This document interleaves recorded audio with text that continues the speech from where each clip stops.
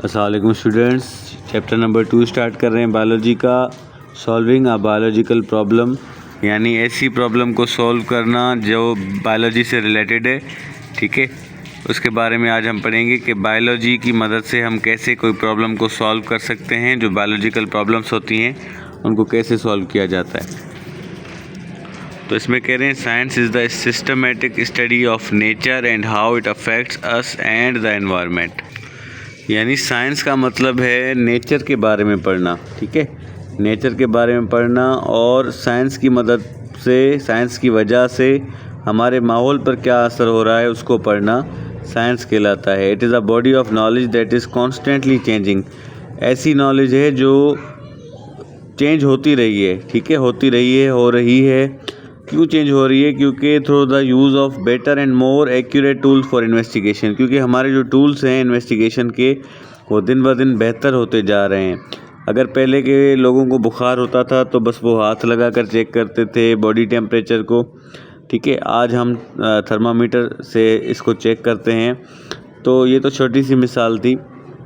चाँद देखने के लिए लोग जो है वो अपनी नेकेड आई से देखते थे। आज जो है हमारे पास स्कोप्स आ गई हैं जिससे हम चाँद को देखते हैं, ईद का चाँद देखते हैं। तो इन्वेस्टिगेशन के टूल्स हमारे पास बेहतर हो गए हैं। At the core of biology and other sciences lies a problem solving approach called the scientific method. Biology हो या दूसरी साइंस हो, केमिस्ट्री, फिज़िक्स एट्सेट्रा, कोई भी साइंस हो, उनमें प्रॉब्लम सॉल्विंग अप्रोच होती है कि अगर कोई प्रॉब्लम आ जाए तो उसको किस अप्रोच से सॉल्व किया जाए, उस अप्रोच को साइंटिफिक मेथड कहा जाता है। Scientific method is a series of steps. ठीक है, एक स्टेप में कोई प्रॉब्लम सॉल्व नहीं होती, सीरीज़ ऑफ स्टेप्स फॉलो किए जाते हैं by scientific investigators to answer specific questions about the natural world. ठीक है, अब देखें बायोलॉजिकल मेथड है क्या। As you know that biology is the branch of science concerned with the study of living things और organisms। आपको तो पता है बायोलॉजी में हम लाइफ के बारे में पढ़ते हैं, लिविंग ऑर्गेनिजम्स के बारे में पढ़ते हैं। The system of advancing knowledge by formulating a question. हमारे जहन में एक सवाल आता है। ठीक है, ये भी हमारे प्रॉब्लम सॉल्विंग का एक हिस्सा है। सवाल आया, उसके बारे में हमने डेटा कलेक्ट की। ठीक है, और इस पे हमने ऑब्जर्वेशन की, एक्सपेरिमेंट किया। ठीक है, फिर हमने जो है एक हाइपोथेटिकल आंसर दिया उस लिविंग थिंग के बारे में। तो इसको बायोलॉजिकल मेथड कहा जाता है। अब मैं आपको समझाता हूँ कैसे। एक बायोलॉजिकल प्रॉब्लम आ गई। ठीक है, बायोलॉजिकल प्रॉब्लम क्या आ गई? मलेरिया। यानी एक बच्चे को बुखार हो गया और वो 102, 103 बुखार हो गया, पेनाडॉल से नहीं उतर रहा, गले की दवाई दी उससे नहीं उतर रहा, उतर ही नहीं रहा भाई, एक बायोलॉजिकल प्रॉब्लम है।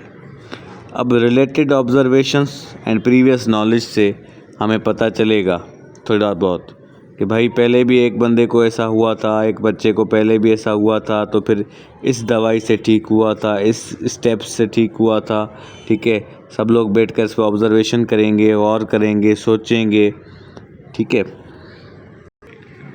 फिर हम देंगे ये सोचने के बाद, बड़ा ही सोचने के बाद, गौर विचार के बाद, प्रीवियस नॉलेज को देखने के बाद हम कह देते हैं, हाइपोथेसिस दे देते हैं। हाइपोथेसिस क्या है?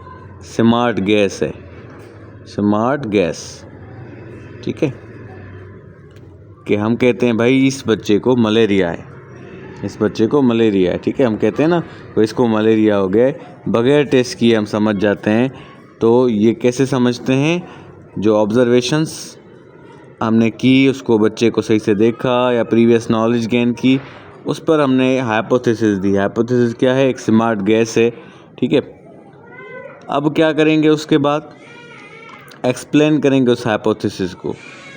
किस बिहाफ पर? इंडक्टिव रीजनिंग से और डिडक्टिव रीजनिंग से। मैं आपको दोनों समझाता हूँ, इंडक्टिव रीजनिंग भी समझाता हूँ और डिडक्टिव रीजनिंग भी समझाता हूँ।